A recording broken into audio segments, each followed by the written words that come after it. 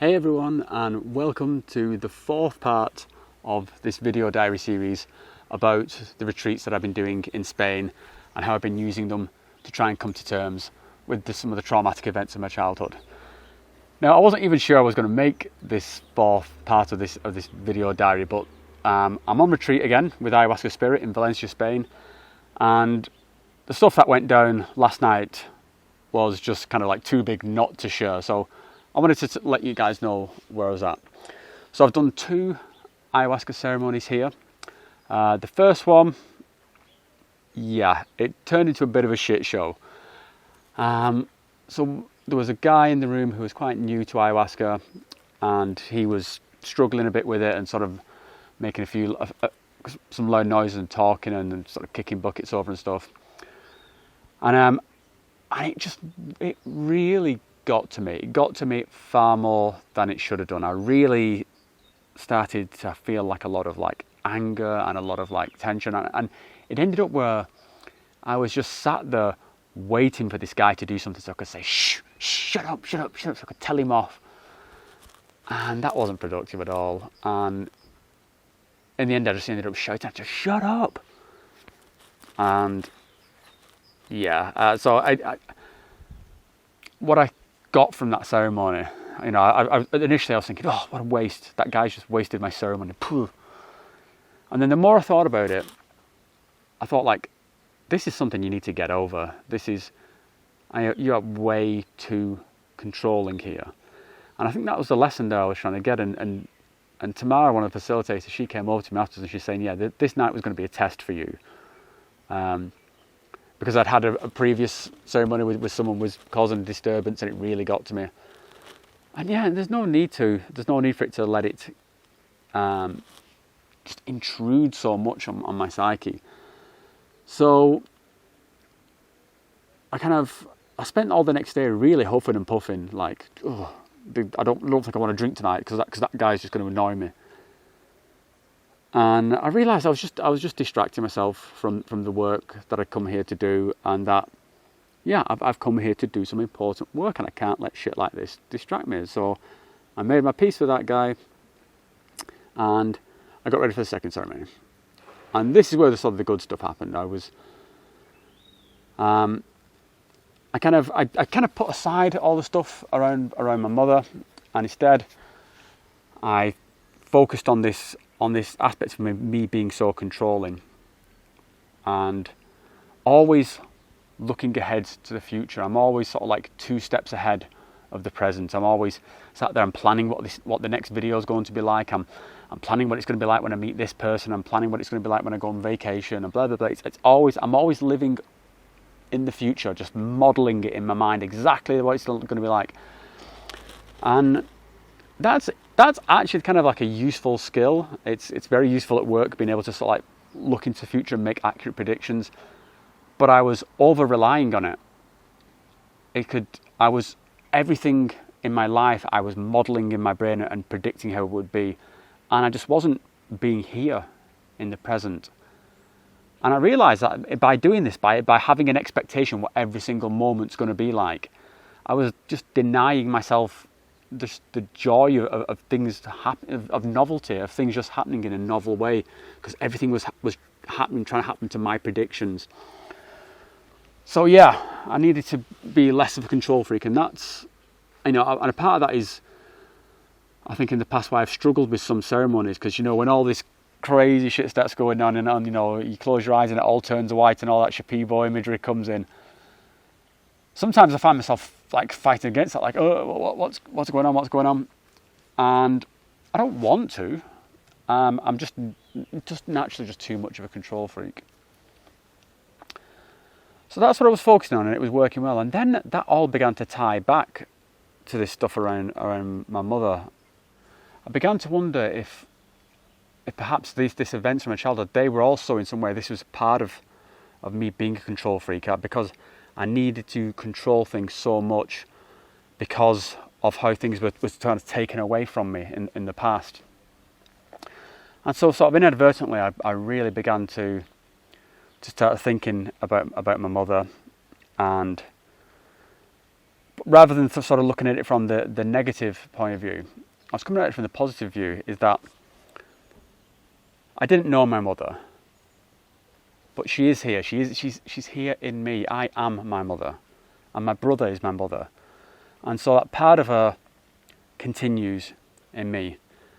And although she was in a place where she had to make a terrible choice, it's my duty and like obligation to her and her legacy to make sure that I make the best of my life. And yeah, I need to be, I need to take advantage of these gifts that she's given me. I need to embrace it to the fullest. And I think me moping around sort of full of doubt and and letting it get on top of me, that's not, I'm trying to struggling for the words here, but that's, well, first of all, I mean, that's not what she would have wanted for me.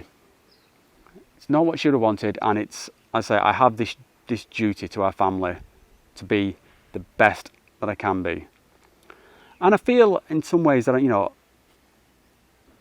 already succeeding here. I think I need to give myself more credit than maybe what I have done, because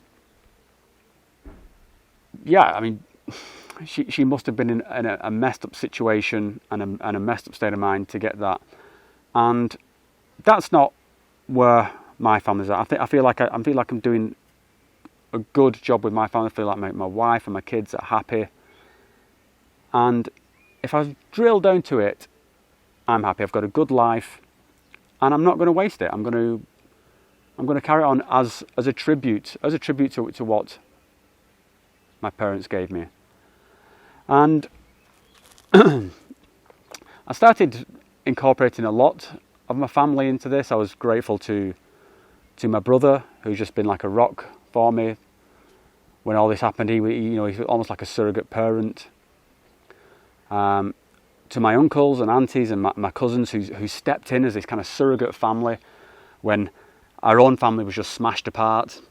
To my grandmother, who looked after us for a few years in the immediate aftermath. Such gratitude for these people around me. I'm exceptionally lucky, and I need to remember that. But anyway, I got some, the amount of work I did in this ceremony last night was just fucking incredible. Just felt so much love. I felt so much peace and stillness. All the voices that were chattering away in my head, just calm, just still. It was like I got exactly what I needed. And I did some serious purging. There was like chunks of shit going out my nose and all sorts. It was pretty intense. But it was been a really good ceremony. Last night was like everything I needed. I'm not. There's more to explore here with all this stuff around my mother, but I feel like I'm coming, if not to the end of the book, but to the end of a chapter. These feelings of self-doubt and am I as happy as I can be, and is there something here? I feel like, again, I need to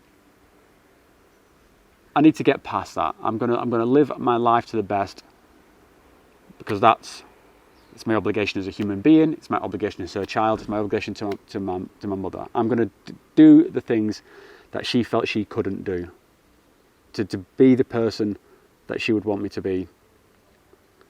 And yeah, I think this chapter is coming to a close. I think, as I say, there's definitely more I could do here. I'd like to understand her more. I'd definitely like to sort of put my mind into her mindset more and try and understand and empathise with her. But I felt her with me last night, and it was a beautiful thing. I feel like I've got some closure. Yeah. So I think that was I came here again for a weekend. I've done 2 ceremonies. So yeah, I'm heading back home shortly. I think that's the end of my ceremonies for 2019. I've done quite a few retreats this year. Done some good work. I'm not sure what the next the next step's going to be. I'll probably do something else next year. I've been thinking about doing a plant diet out in the jungle. The shaman Wiler here, he thinks that'd be good for me to help sort of release some of these emotional blockages that I have, and I think, yeah, that sounds like a good thing. I'd definitely like to get more in touch with my emotions, be less of a robot.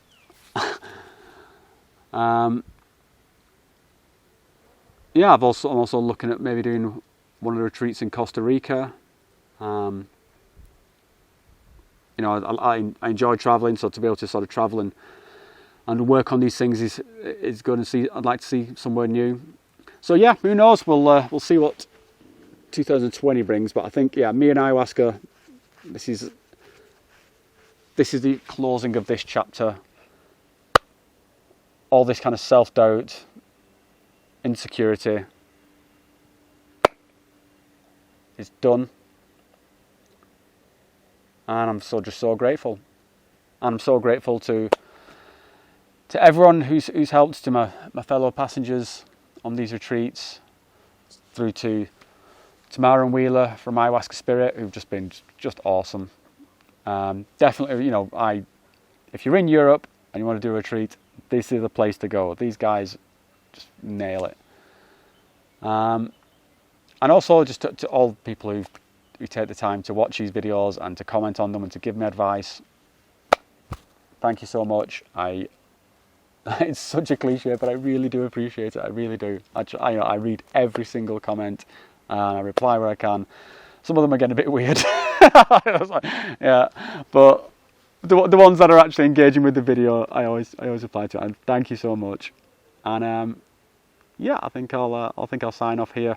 And I think this is probably the end of the Ayahuasca Diaries for 2019. So thank you so much for watching. You're the best. I'll see you next time on Adeptus Psychonautica.